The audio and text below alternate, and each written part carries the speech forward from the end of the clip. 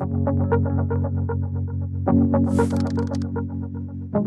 situation sanitaire reste grave et malgré tout, il faut garder espoir, il faut préparer le rebond. Et pour préparer le rebond économique, il faut qu'il y ait encore des entreprises qui soient là quand nous sortirons du confinement. Beaucoup d'entreprises continuent leur activité, c'est la grosse différence avec le premier confinement. D'autres ont dû l'interrompre. Ça a été la décision difficile prise par le gouvernement pour préserver la santé des gens.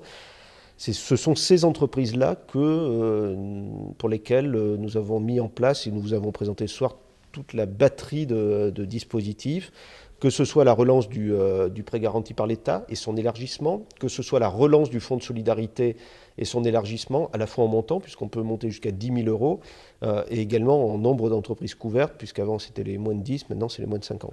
Les mesures, elles sont nombreuses, notamment le renforcement du fonds de solidarité, qui va représenter une enveloppe équivalente à tout ce qui avait été alloué depuis mars. Donc pour l'essentiel, concernant les secteurs d'activité qui sont ceux de notre territoire, notamment l'hébergement, le tourisme, la restauration, le sport.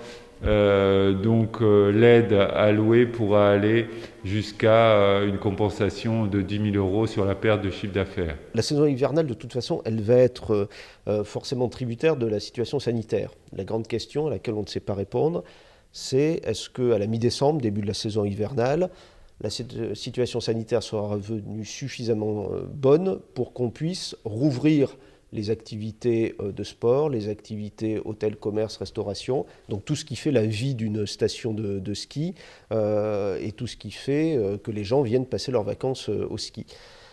Difficile d'y répondre. Théoriquement, la saison, elle démarre mi-décembre. Donc, si on ne peut pas faire le report d'embauche, on recrute ces saisonniers. Donc, les saisonniers, comme le disait le préfet, il faut qu'ils aient à minima, qu'ils soient des saisonniers habituels, c'est-à-dire qu'ils aient fait 3 saisons d'hiver pour pouvoir être placés immédiatement en activité partielle. Pour les autres, il faut les recruter. Ils peuvent les placer après en activité partielle, mais commencer par les recruter et les faire travailler un petit peu. En tout état de cause, que ce soit un petit bout de contrat ou un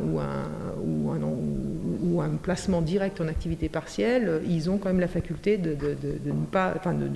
d'alléger leur charge de fonctionnement, au moins dans le démarrage de la saison. Notre rôle, par contre, notre devoir, c'est de préparer les choses pour que le jour où ces signaux positifs sont là, on puisse rouvrir les stations et qu'on les fasse fonctionner en toute sécurité sanitaire. Pour qu'elles puissent fonctionner, il faut qu'elles aient des salariés. On a mis en place des dispositifs de chômage partiel qui doivent permettre aux entreprises dès maintenant de recruter des saisonniers et de les indemniser au titre de l'activité partielle, ce qui leur permet ainsi d'avoir dans un mois, si on rouvre dans un mois, d'avoir dans un mois des salariés tout prêts, tout formés, qui sont là, qui depuis un mois entretiennent l'entreprise et sont prêts à rouvrir les portes.